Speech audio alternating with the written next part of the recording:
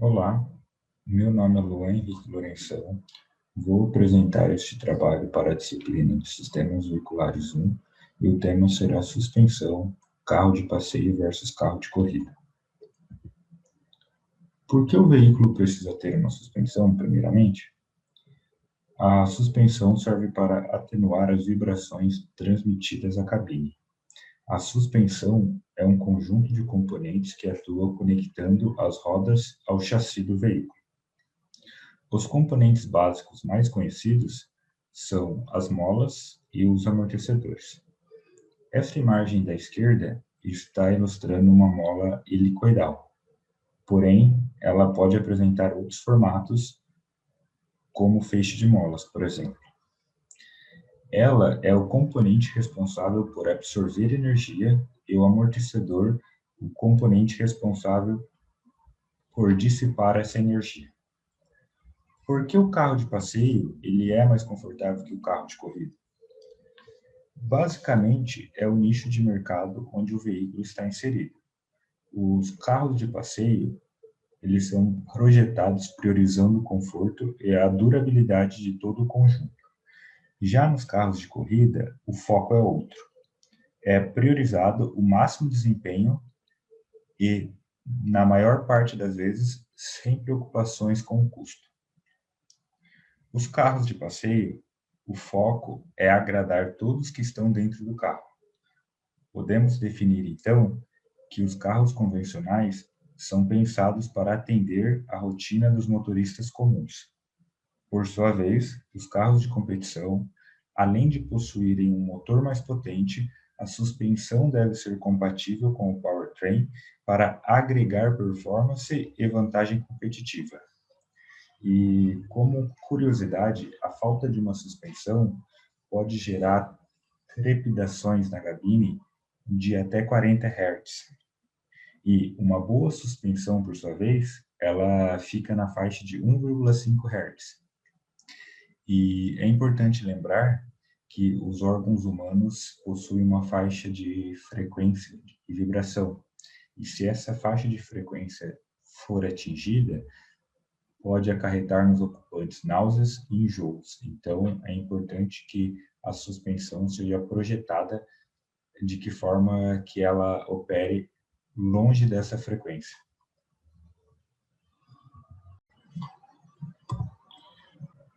Como é a suspensão dos carros de passeio que rodam no Brasil? A grande maioria dos carros que rodam no Brasil utilizam McPherson na dianteira e eixo de torção na suspensão traseira.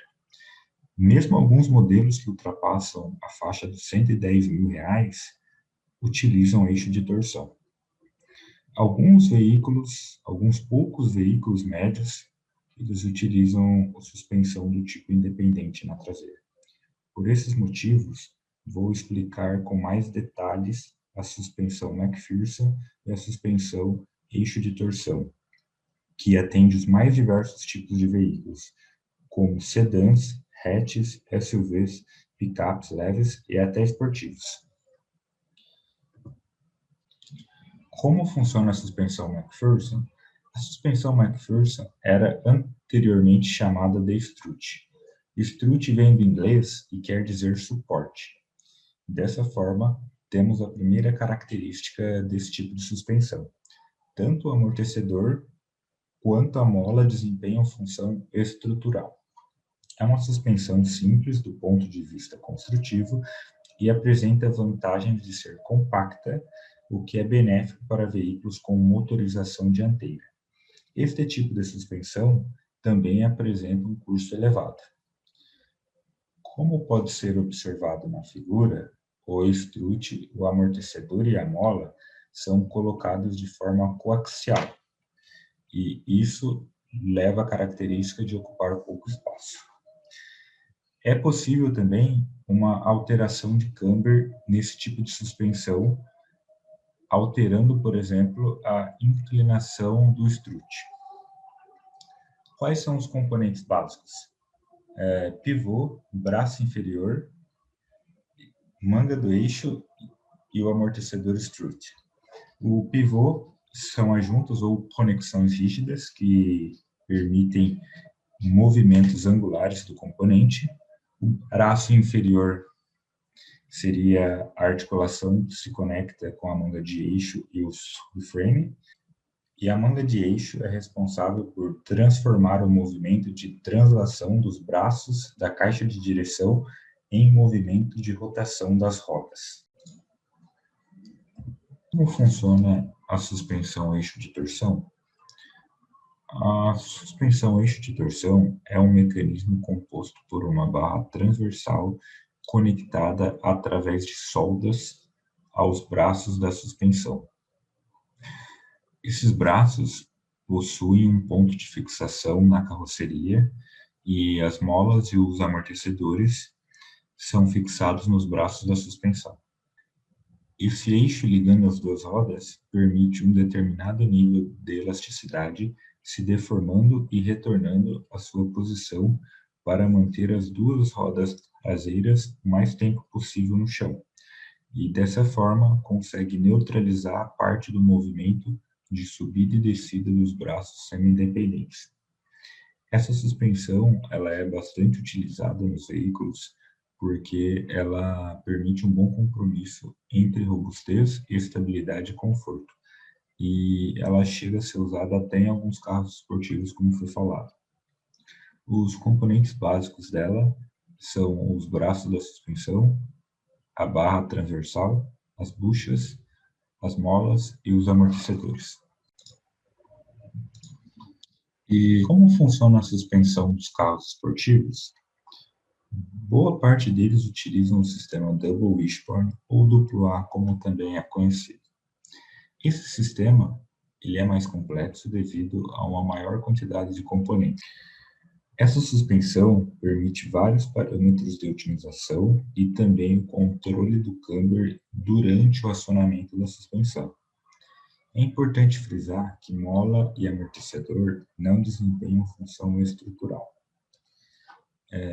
Como pode ser observado aqui nessa figura, os dois braços eles são fixados um acima do outro e não necessariamente têm o mesmo tamanho. A fixação esses braços eles promovem um acerto diferente na suspensão. Então, se eles forem fixados, a posição onde eles são fixados mudam os parâmetros de suspensão. Em relação ao sistema McPherson, a Double Wishbone ela ocupa um espaço maior. Porém, nos carros esportivos, geralmente o motor adota uma configuração longitudinal, como pode ser visto nessa imagem acima. Então, o espaço não é um parâmetro crucial. Por meio desse tipo de suspensão também é possível reduzir a área frontal do veículo e, com isso, reduzir o coeficiente aerodinâmico. Uma outra característica é que em outras suspensões, quando o veículo está em curvas, a suspensão admite duas diferentes situações.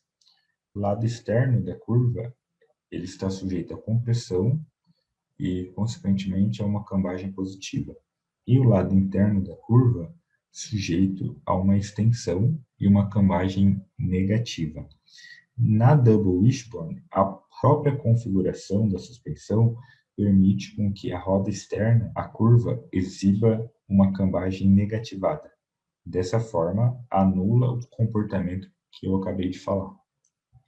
Os componentes básicos dessa configuração são os braços de suspensão, manga do eixo, pivôs, bucha, barra de torção, molas e amortecedores.